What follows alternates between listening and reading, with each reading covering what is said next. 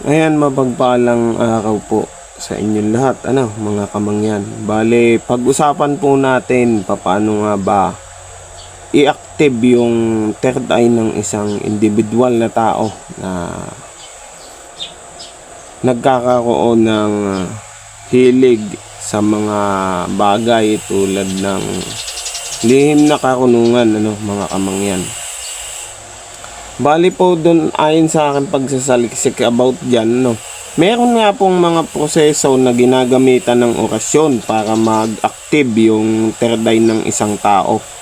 Pero mas mainam po dyan yung tinatawag nating meditation.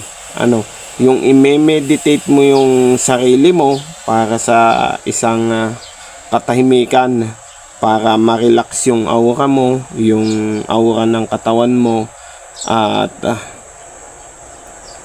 damhin o damdamin mo yung mga puwersa na nanggagaling sa kalikasan. Isa po yan sa nakakatulong sa pagme-meditate ng sarili para ma-active mo yung third eye mo.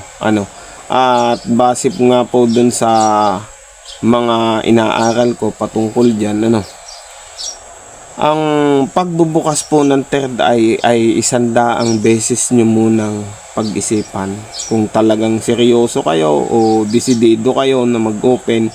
Kasi po pag nangyari yun at nag-active po yung third eye nyo, madaming pagbabago sa sarili mo.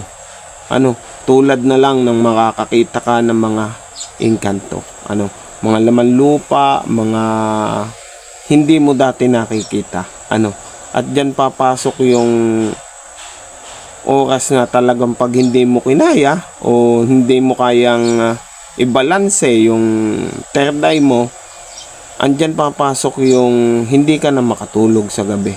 Kasi hanggang sa pagtulog po, hanggang sa panaginip mo, meron ka talagang makikita. Lalo na kung full vision yung third eye.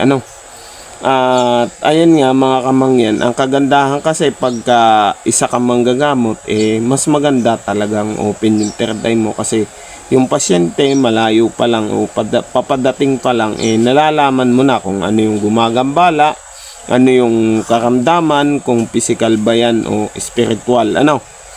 Ayan.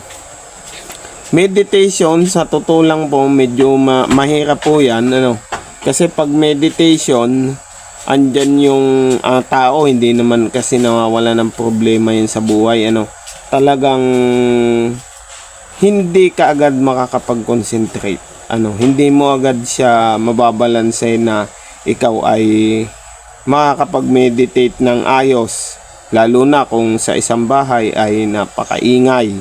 Kaya po kalimitan ginagawa yan ng iba sa tahimik na lugar tulad ng kagubatan, sa mga ilog na tahimik, ayan, umaagos, mas mainam pong mag-meditation doon. Pero may mga pamamaraan pa din na para ma-active po yung third eye ng isang tao. Tulad ng sinasabing magsisindi ka ng kandila at doon ka titingin ng hindi ka talaga kukurap.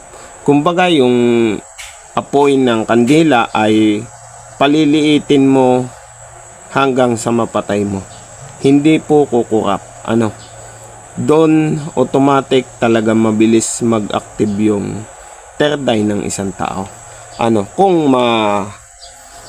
Kung kaya niya na talagang panindigan yung isang pamamaraan na yun. At ang padalwa ay maglalagay ka daw ng isang dot dito sa may nung ito at haharap ka sa salamin. Na doon ka lang focus ng tingin sa point na inilagay mo o dot sa noo mo. Yung iba sinasabi din na paggising mo sa umaga, tumingin ka sa araw hanggang sa pataas na siya ng pataas nang hindi ka din kukurap. Napakahirap, pero pag desidido, kayang panindigan, kayang gawin. Bali po, sa iba kasi ngayon, umiiral ngayon, talagang nagbubukas ng third eye sa pamamagitan lang ng orasyon. Pero makapangyarihan pong orasyon ang ginagamit sa pagbubukas ng third eye. Medyo talagang mabigat. Kaya kailangan magpupuder kayo. Diyan po sa binahagi ko, sana may natutunan kayo kahit konti lang, Kumbaga, sinare ko lang yung kaalaman ko patungkol po sa pag-o-open ng ikatlong mata o yung tinatawag nating third eye. Isa pong mapagpalang araw sa lahat at God bless po.